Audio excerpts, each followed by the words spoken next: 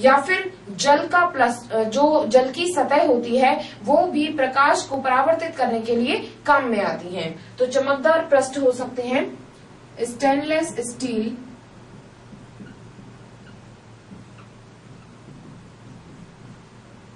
की चम्मच या प्लेट,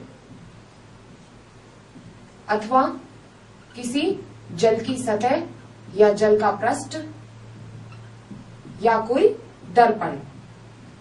ये सभी सतह एक चमकदार पृष्ठ की भांति कार्य कर सकते हैं तथा दर्पण के ऊपर जब प्रकाश डालते हैं तो यह इसकी सतह को परावर्तित कर देता है। जैसे यह कोई समतल दर्पण है,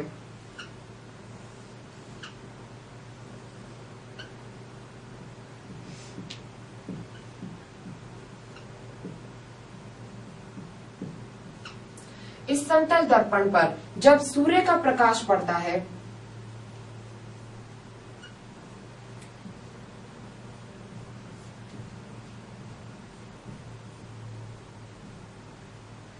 तो सूर्य की किरणें लगातार इस दर्पण से होकर टकराती हैं।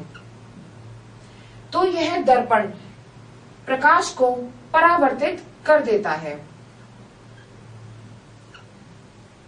और यह यहाँ सूरज की विपरीत दिशा में खड़े हुए व्यक्ति के ऊपर पड़ती हैं। तो इस प्रयोग से माना जाता है कि समतल दर्पण सूर्य का प्रकाश परावर्तित कर सकता है, अर्थात दर्पण के चमकदार पृष्ठ से सूर्य की तरफ से जो आती हुई सीधी किरणें हैं उनका प्रकाश परावर्तित होकर उस व्यक्ति पर पड़ता है। यह सूर्य का परावर्तित प्रकाश है।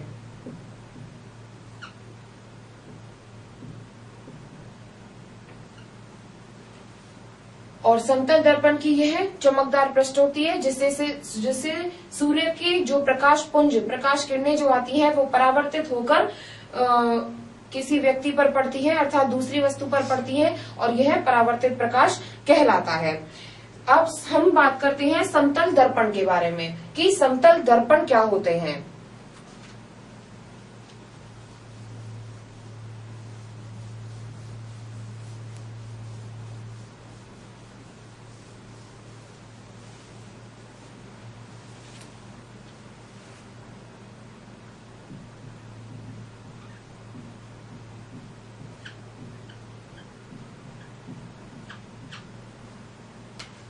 समतल दर्पण, जैसे आप अपने घरों में इस प्रकार के शीशों को देखते हैं, ये समतल दर्पण कहलाते हैं।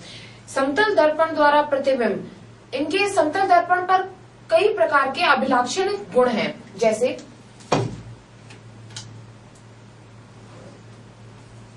समतल दर्पण के मुख्य अभिलाक्षणिक गुणों में आप पढ़ेंगे कि कोई भी जो दर्पण होता है वह एक चमकदार पृष्ठ लिए होता है तथा प्रकाश को परावर्तित करने का कार्य करता है।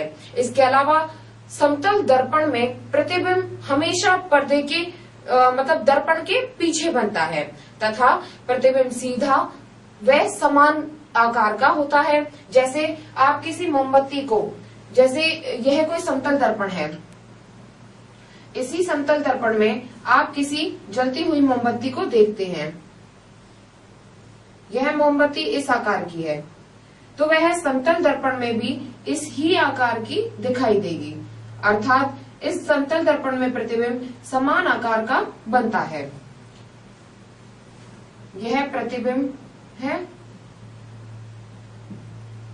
और जिसका प्रतिबिंब बनता है उसे बिंब कहा जाता है।